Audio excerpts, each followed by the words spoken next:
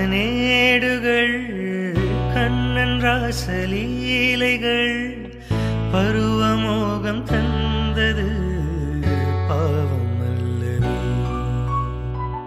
ஷாஜகானின் காதலி தாஜ்மஹால் பூங்கிளி பாசம் வைத்த பாவம்தான் சாபம் வந்தது.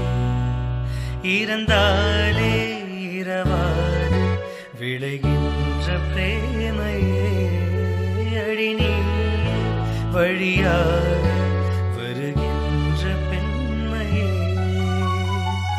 விழியில் பூக்கும் நேசமாய் புனிதமான பந்தமாய் பேசும் இந்த பாசமே இன்று வெட்ட